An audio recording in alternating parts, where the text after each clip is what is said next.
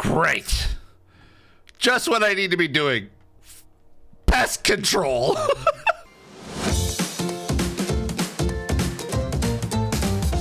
Hi, I'm Steve Saylor, I'm blind, and if you're wondering how I'm able to play video games if I'm blind, if you take a look at the video here, you'll be able to see exactly what I see when I play video games. Welcome to Blind Impressions, the show where I jump into a game for the very first time, and I take a look at the settings, I do a bit of gameplay, and then I give my first impressions of the accessibility within that game. Today I'm taking a look at the game Outer Worlds by Obsidian. I'm playing this on Xbox today via Xbox Game Pass, but it's also available on PlayStation 4 and PC. If you want to be able to jump to certain points in the video, you can be able to check out the timestamps here or click on them in the description down below. Without any further ado, let's jump right into the Outer Worlds. Yeah. All right, so let's take a look at the settings. All right, so we've got on the graphics settings, we got field of view. Field of view adjusts your preferred. Okay, hold on. I'm gonna basically turn on magnifier so I can actually be able to see better. So if I do that, here we go. Just your peripheral vision. The higher the setting, the more world you can see on your screen and potentially worsen the impact on performance. Increasing the FOV above 75 may result in unexpected performance and visual issues. I do like that they actually describe everything on what this actually does. And if you go above a certain number, it's going to cause some performance issues. So this is kind of nice that at least I like the detail of the descriptions, because generally they're like normally games would basically just say field of view to adjust your peripheral vision, and then that would have been it. So I like that they sort of give you a here's what a generally preferred sort of setting would be at, but if you need to increase it, you can. Other visual effects, we got show chromatic aberration. Show chromatic aberration effects. These effects distort and shift the colors on screen, which may be uncomfortable to some. This is great for cognitive disabilities if you have it on or off, or giving that because there's certain elements that basically can be a little bit too much for basically kind of your brain to be able to kind of comprehend if you have a cognitive disability. But something like this chromatic aberration can cause severe pain or harder to be able to focus, or it can do other things to that that you may not be able to sort of expect or like to have happen. So I do like that chromatic aberration is something that you can be able to turn on or off. Let's take a look at the audio. I do love the fact that actually you can be able to adjust the volume of every single aspect, like the sound effects, the music, the menu, and voice. And then you have a master slider as well. That's key for those who, again, have a specific disability where certain noises can be a little bit too much. That's usually the effects or the music. But having the ability to be able to adjust those settings is great, even if it's not necessarily set as an accessibility feature. Language for display, that's great as well. You can be able to adjust if you're in if you prefer a specific language, that's good. Conversation subtitles. Okay, select your preferred format for conversation subtitles. On display conversation subtitles when NPCs talk. Minimal, only display subtitles where the last line on NPC says when player options are shown. Off, don't show conversation subtitles. I do love the fact that it's on by default. Now granted, I'm actually picking this up a little bit later when I've already kind of taken a look at the settings.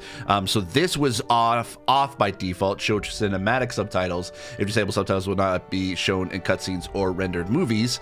So this was off by default, but these two, show bark subtitles and conversational subtitles, was on by default. If disabled show bark subtitles. If disabled, subtitles will not be shown for words spoken outside of conversations. That's actually more for kind of an atmospheric effect. So if you have a deaf or hard of hearing, and you can hear, like, if you don't have that, you can actually be able to hear a lot of conversations happening around you if you're just walking around the world. What this does is allow you to be able to hear or to be able to have subtitles for those conversations. And if you're deaf and hard of hearing and you don't have if you didn't have that option, basically you would have no idea about what's happening in the world around you, and you can actually be able to pick up on some really cool stuff that's that's happening in the region you're in, or some important information that could be helpful for you later on down the road. So having this option on, or having this option available to you is great, especially for those, like I said, for deaf or hard of hearing. So I actually have all three of these turned on. Controls. So you can be able to have control vibration. This was on by default. I actually turned this off. I usually prefer a controller without vibration. It makes it a little bit easier for me to be able to aim, and it makes, especially with an FPS kind of setting, I prefer to have my vibration either low or off. So I like the fact that you can be able to turn that off. For Y-axis, that's kind of self-explanatory. Controller sensitivity. So I've adjusted this a tiny bit. Mainly just for control sensitivity and aiming sensitivity. So I'm playing with an Xbox Elite 2, so it actually even allows me more customization for thumbsticks. But within the game, I like that you can be able to sort of set that sensitivity manually, and this basically like just how much your view moves when the right stick is moved. The higher the setting, the faster it moves. So I, again, love the very accurate description of these settings. And so I actually have it set to 30 right now, and the controller aiming sensitivity adjusts how much your view moves while aiming. When the right stick is moved, the higher the setting, the faster it moves. So I'm actually I'm gonna lower this down a bit because I think I increased it. So I'm gonna put this to 30 and see how that does for me. Left stick enters dead zone, adjusts. Okay, so took me a little bit to be able to figure out exactly what this does for left and right sticks. Essentially, now this is the default 15.5 and 15.5. What this does, from my understanding, is that if for those who have essentially mobility disabilities, you may need to sort of like have to be able to move a hand or you might have to be able to have some difficulty to be able to move from one side of the controller to the other, and you don't want to accidentally hit the left or right thumbstick. And so what the dead zones do, if you adjust the sensitivity, it allows you to, if you accidentally hit something, it's not going to move your camera or move the thumbsticks or your reticle essentially by accident that you didn't intend to. So I do like the fact you can be able to adjust even the sensitivity of that so you don't do that by accident, which is really good. Button layout. So they don't have anything where you can be able to remap specific buttons, and it kind of gives you sort of a different schemes or different themes for your controls. But that's okay. If you want to be able to do any further remapping, you can do that within the system settings. That's why I have actually, oops, sorry, I hit the mic. On this controller, I have the back buttons basically mapped to L3 and R3 because it makes it a lot easier to be able to push those than the thumbsticks, as it were. I do like the fact that stick layout, you can do left, right, if you're righty or lefty, if you're a right-handed or left-handed, which is great. I'm a right-handed, so I'm going to go with that. And then, all right, so let's take a look at gameplay. Show player helmet. All right, so show your helmet when you have one equipped. Uncheck this to keep your head visible at all times. This will not affect your equipment or stats. It's more of a visual thing, like a personal sort of preference. I actually have this off. Same with companion helmets too. I like to be able to look at people's faces when I'm playing the game, and being covered up by a helmet, it just kind of I don't know. It kind of takes away from the. I know it actually. You know what? I was gonna say it takes away from the immersion of it, but I mean I like to be able to see people's faces, so that's that. So that's why I have that turned off. But that's up to your preference. That's not necessarily an accessibility thing. Enable cinematic kill camera. Show cinematic camera view when you kill enemies under certain conditions. Disable this option to turn off all kill cameras that appear due to your attacks. This is again not necessarily an accessibility thing, but you can. That's more of a personal preference. I keep it on. It's kind of neat. Head bobbing, allow the corners to bob when moving, simulating head movement. I am glad that they have this option to be able to turn on and off because, again, it kind of goes back to a cognitive disability where it may be a little bit. It's kind of geared towards like camera shake in games. It's generally preferred for people with cognitive disabilities that they would like to be able to have that option to be able to turn it off because the excessive movement might be a bit too much. Sometimes actually even for me, because my eye moves back and forth, and if a camera shake is jittering, it actually can give me a headache.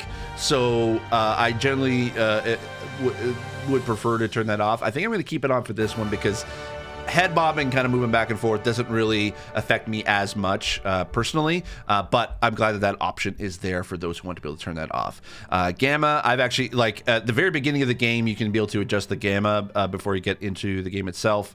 Again, I'm sort of picking this up a little bit after recording this after the fact, so I've firstly set it to 51%, makes it a little bit brighter for me to be able to see certain things. So the next up is UI. Larger text mode. So this is something that I believe was added in a patch later to be able to increase the text size of it just says check this option to enable larger text. It doesn't say that what it actually enlarges. My understanding is it enlarges the conversations within the game, but it doesn't actually work on the menu itself. Enable tutorials showed. Yep, I'm gonna keep that on. Tutorial notifications. Yes, I'm going to keep that on as well. Auto collapse inventory. That's more of a kind of a personal choice. I don't mind it. I'll keep it on. Damage per second or DPS. Tooltip. Oh yeah, sorry. Tooltip damage display. Select whether you would prefer to see the stats shown in the top right of weapon tooltips or as DPS or damage. I'm going to actually do damage, because I had DPS turned on originally, and I mean, it basically it shows how powerful a weapon is based on how much damage it can do. DPS per second. I'm gonna go with damage. Let's go with that. Show base item stats. This is actually okay. I'm okay with that. Show dialogue skill stats. Display dialogue skill stats during conversations. Always dialogue skill stats are always shown. Only when close. Only show dialogue skill stats if you're close to succeeding. Never dialogue skill stats are never shown. So I have this actually only when close, because I don't mind like knowing if there's something I can be able to say that can be able to persuade, intimidate, or a person. But I also don't want to know what the other option is if I can't do it. So I'm gonna have it only when close, and that's fine with me. Show floating damage text. When they're hit, show damage numbers floating near the enemy when they're hit. I'm okay with that. I'll keep that on. Conversations show responses when listening. Dialogue choices don't appear until after the speaker is finished talking. Check to see dialogue choices while the speaker is still talking. I'm gonna keep that off because I like to be able to sort of at least keep the UI a bit clean in that regard, and I don't want to sort of overload it with having dialogue options when they're still talking until it becomes available. HUD visibility, I'm gonna keep that on. Aim reticle, I'm going to keep that on as well. Quest updates, show quest updates notification in the HUD. Timed fade, or on or off. So I'm going to go with timed fade, and that's okay. Waypoint markers, I'm going to have that on. Yes. Interaction lines. Yes, actually, because then it highlights whatever I can be able to interact with, and that helps me visually. So notification duration, adjust how many seconds notifications stay on screen. So I actually set the default is 5. I actually set this to 8 seconds because I found in my personal experience with video editing, in order to be able to have a text come up on screen and have give enough time for someone to be able to register that there's text on screen, give enough time for them to be able to read it at their own pace, and then the text can be able to disappear. 8 seconds is kind of the sweet spot for that. So you have to kind of keep that in mind, but 8 seconds is kind of like a good sort of sweet spot. So I personally set it to 8. Companion outlines. Yes, always display companion outlines. I'm okay with that. So I can be able to see my companion at all times, so I'm not mistaking them. Area names. When you visit an area, briefly show the name of the area near the top of the HUD. I'm going to do a time fade on that one, but it gives you the option to on or off. And then I believe with companion outlines, combat only, on or off. So I'm going to keep that on. Level up reminders. Show reminders when you have unspent skill or perk points every time you travel to a new area. Yeah, I can keep that on. That's fine. All right, cool. All right, so that is a general overview of the settings. One thing I will point out so far, accessibility-wise, the menu's text is really small. Let us jump into it. So I've already got a game going. I had a bit of an issue actually with the recording of this video, and I basically the first 2 hours, like a couple hours of this game are kind of lost, unfortunately. So I'm jumping in when you're on the station, and I can't remember the name of the station off the top of my head, but I've picked up Parvati from the planet, and I'm now on okay. I forgot. I am on. Where am I? Groundbreaker. That's it. Okay, I'm on the Groundbreaker, and I've picked up a mission where I basically have to. Happiness is a warm spaceship. Get new parts for the radiators for Junli. That's kind of where I'm at right now. So I'm in the kind of a dangerous part of the ship. So let's. Hey, McRed, were you expecting any company? A neighbor from above approaches our realm. Back away now, or you'll parley with the king. How about no? look at this ripe piece of meat just sizzling on the grill. Yum, yum. That's not creepy at all. The flames. It's nothing personal. Promise. Uh-huh. Is this what carbon monoxide poisoning looks like? I don't think this deck is too well ventilated. You came with the crew. Welcome. We got plenty of space to spread out, but only room for one captain. Oh, do I have enough for persuade? Put that down before you incinerate the entire deck. I don't have that option. Dang it. Oh, that's a bummer. Or intimidate. I was just exploring the ship and stumbled on this level. It was nothing personal. I'll just be going. I was just exploring the ship and stumbled on this level. You stumbled into my court without an invitation, neighbor from above. If you don't have any business, then it's time to light up the grill. I don't know if I want to do that. If it's nothing personal. Do I want to attack? Oh, do I want to attack? Neither is this. Leave conversation if it's nothing personal. I'll just be going, yeah, no, I'm going to do this.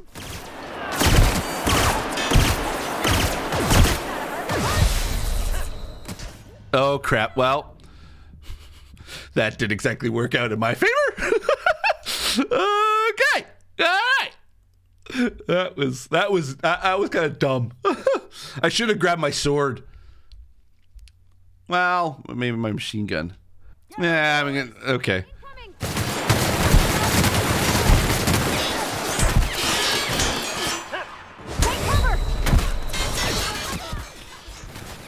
Ah, dang it. So it's hard to take cover in this game. Dear Lord. Neither is this. Incoming! Take him down!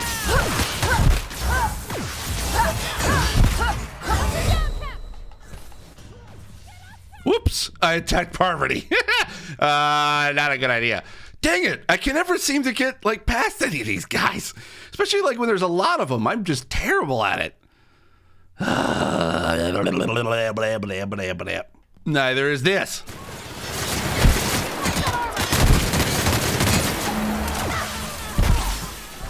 Okay, cool. I got him.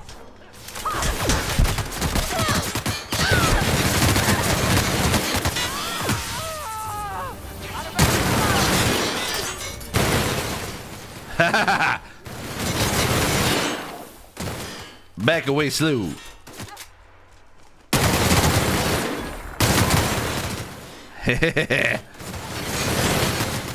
Y'all suck. I got you now. I think Parvati's down. That did not last long.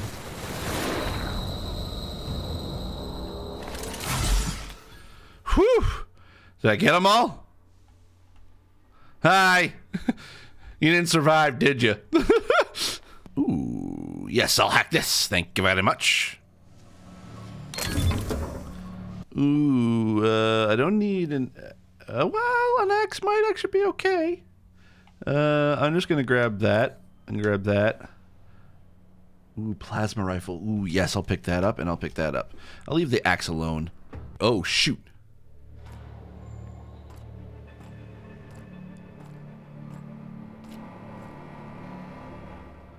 It's not moving.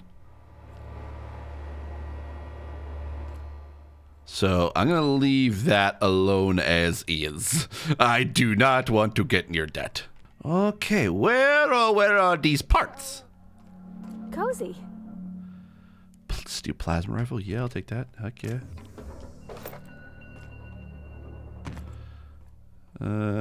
Nothing in here.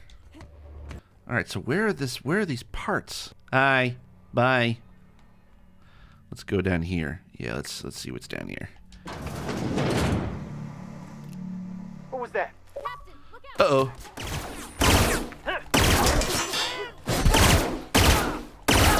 We made it! All right, you want a piece of me?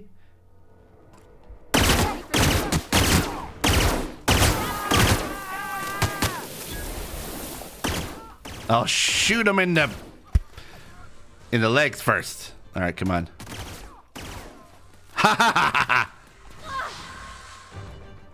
Where'd you go? Oh shoot, are you? Oh shoot, you're being attacked by this guy. Oh dang it! Okay, all right. Time to bring out the machine gun then. Oh, dear Lord.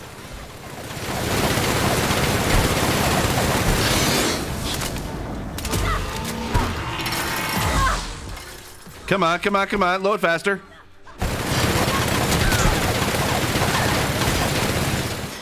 Dang it. How are you still alive? Come on, come on. Oh, dang it.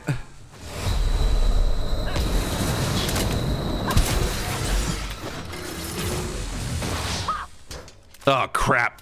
Really? You just gonna come out of the works now?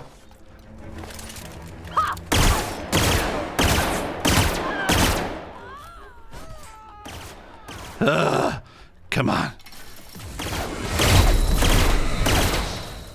More health, more health, more health. Ah, finally. Whoo! That was dangerous. Dear Lord. I wasted a lot of bullets on that one. Yeah, I don't have any more. I need some heavy ammo. Do you have any heavy ammo? No, you have light ammo. What else? Here we go. Heavy ammo. What do you think you're doing? I was just leaving. Carry on. Awesome. All right, so no parts in here. Let us go upstairs then, because I think I saw there was some upstairsy areas. Here they come. Yeah. Okay. All right. Yeah. I should have known. Oh, damn it.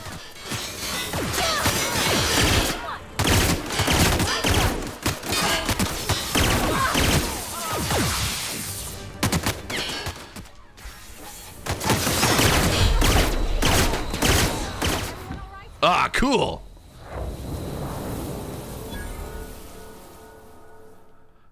All right.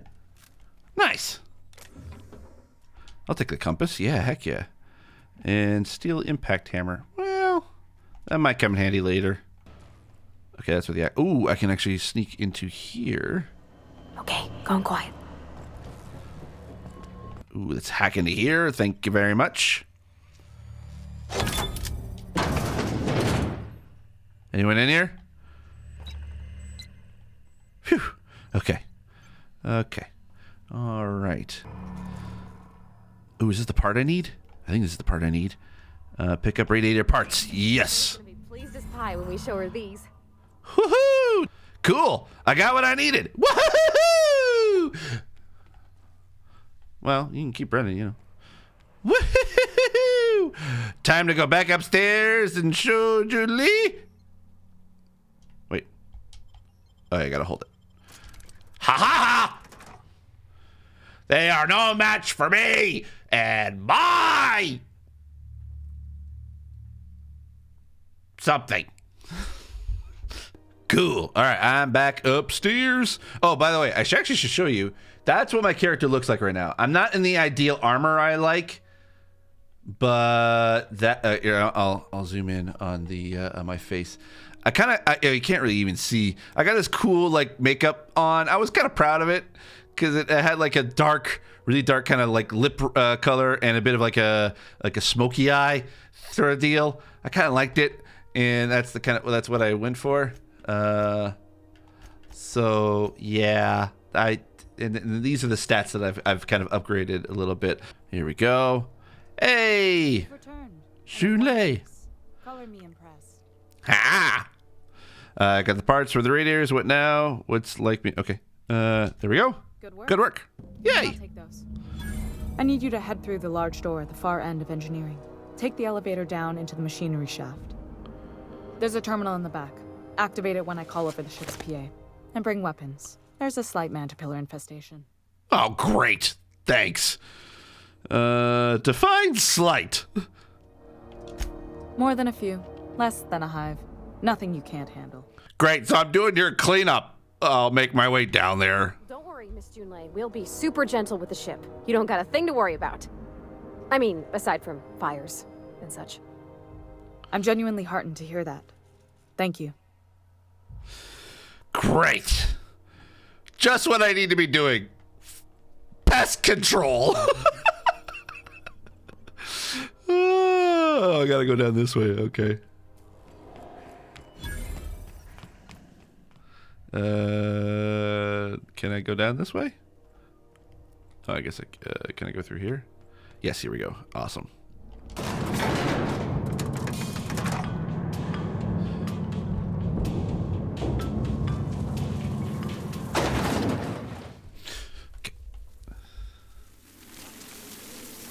The controls are in the back of the machinery shaft area. Keep clear of the radiator. Oh, shh. Yeah, I can see them now. These insects suck. I can't see!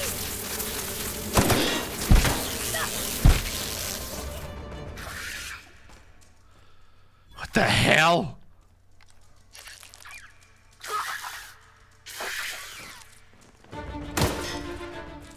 Where the heck are they?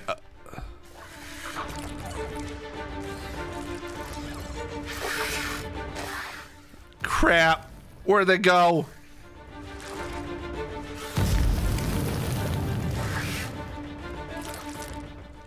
I don't see it. Where'd it go?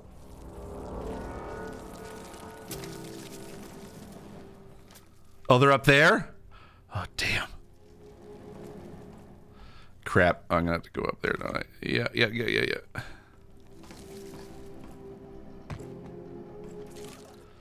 Okay. Sucker! You stupid worm! Anything else?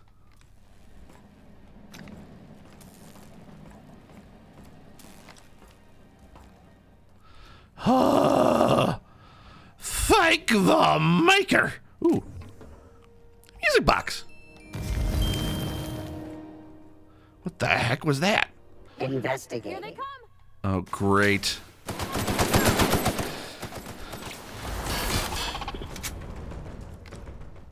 Come back here, you stupid robot. Can't tell between a person and a thingy. Let's... Oh, it's barred. Can I get through here? Here we go. Oops. Come on. Barney, you're in... Oh, thank God. Wow, you're pretty good with that hammer. Is this gonna... Yeah, I'm gonna blow this up to smithereens just in case.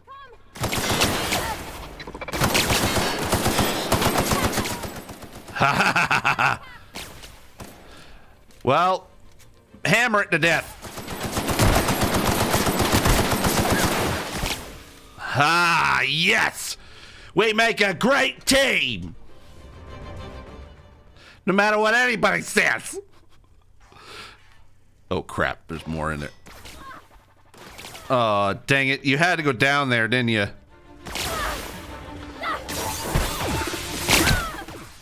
Come on. Where are you? Where are you? Ha ha ha! Oh, and you're right there, too. Okay. Yes! And if you don't know what that means, just look for a command that says cycle droplet pumps. I barely heard a word you said. Okay, cool. Let's use terminal. Cycle droplet pumps. That's exactly what you said. Done. The temperatures are dropping. Stop by once you found your way out of there. Groundbreaker owes you thanks. Cool. Hi.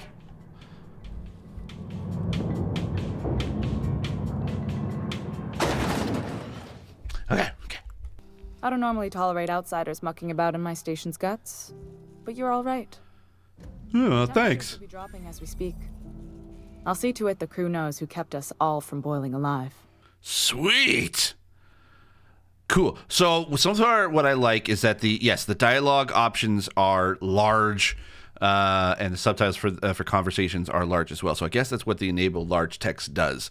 Unfortunately, when it comes to menus, it doesn't work out at like it doesn't do it at all, which is sad. But this is a good size. I like this size for personally my setup, because I have a 50-inch TV with a 1.5 feet away from me, and so this setup is okay for me right now. But it could be, I guess, maybe a little bit larger. So I'm gonna stop it right there. I could have done some of the side quests that I just picked up, but I felt like this was sort of a quick little gameplay that I can sort of put together for this episode, and it gives me enough after about 6 hours into the game for me to be able to give my accessibility first impressions of this game.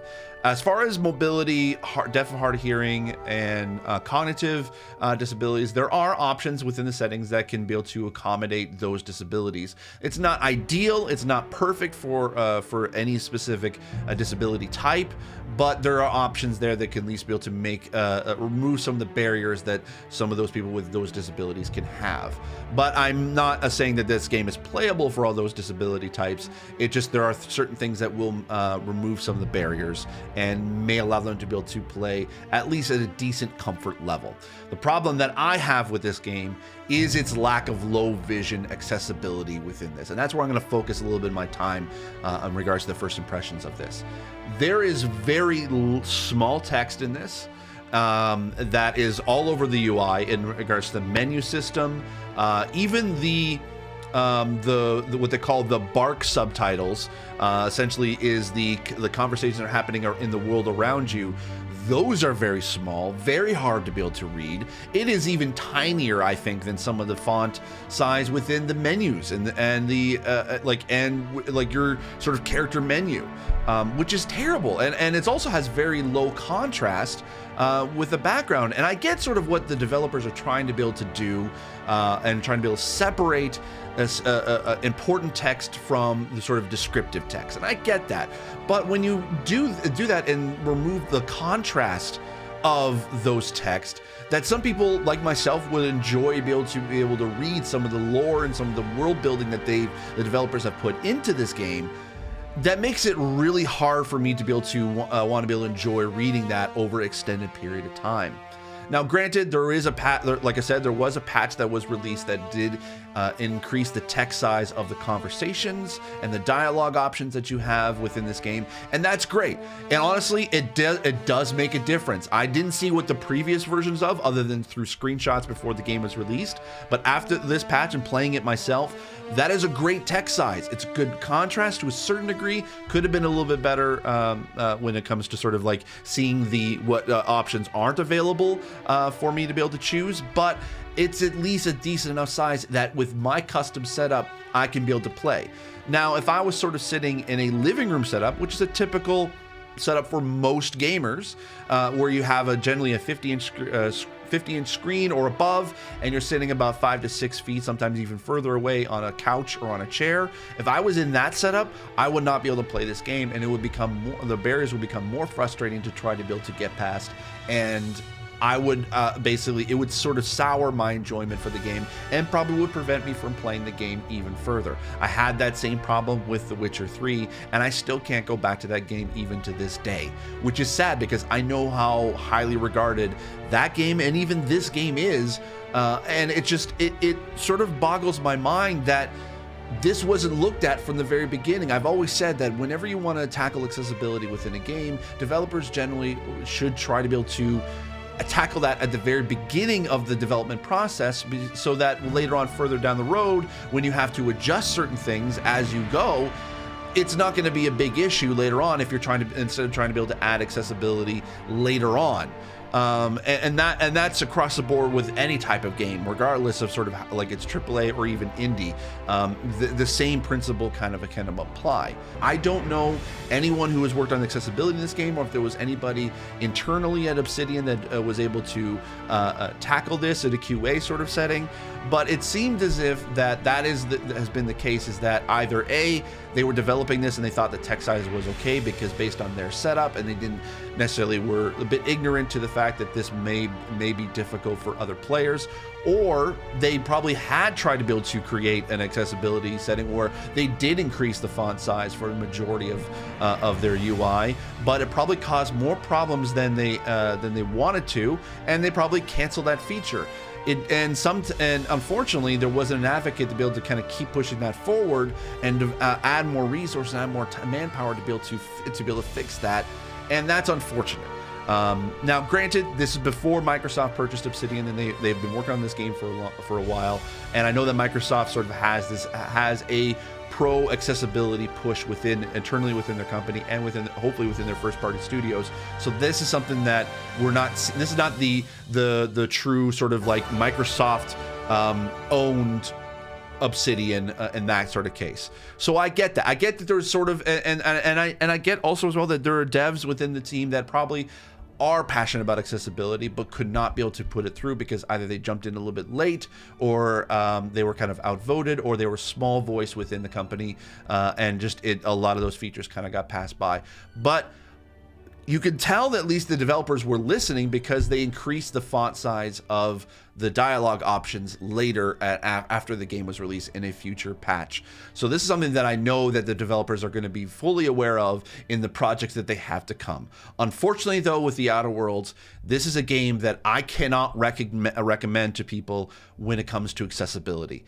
It fails in that regard, in regards to low vision accessibility, and I feel like it doesn't do enough for all the other disability types that would be able to help out with other disabled gamers. Now, granted, some disabled gamers could probably be able to play this just fine, and that's great. I'm not saying that that's not the case. I'm just giving you all the options that I've seen from within this, from my impressions, that hopefully can be able to give you a much more information to be able to think about picking up this game. If this wasn't on Game Pass, I would have felt like I wasted $80 trying to be able to purchase this game, and that's sad.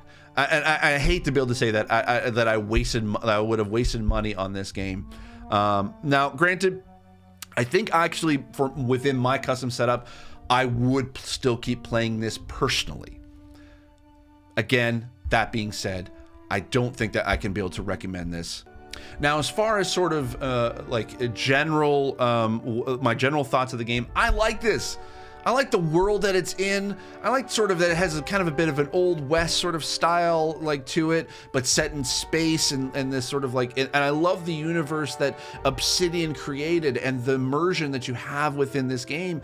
And I want to keep playing this, and I'm more likely, personally, I probably would be able to. I like the story. I like where it's headed. It's keeping me interested. It's fun. It's got a nice sort of characteristic to it. I love the aesthetic. There's a lot of great things, and I totally see why people loved this game when it came out.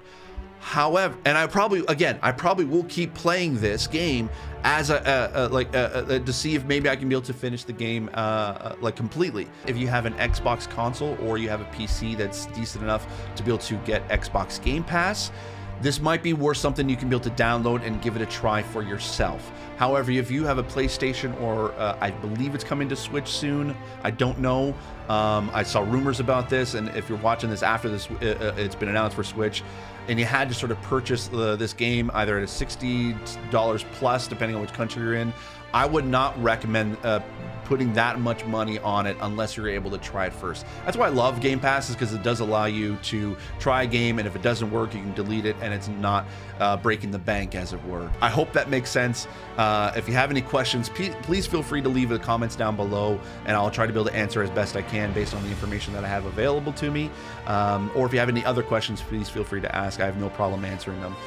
Click the like button if you like this video, and if you want to be able to see more of my videos, click the subscribe button, and if you want to be notified when new videos come out, click the notification bell, because that'll really help out a lot.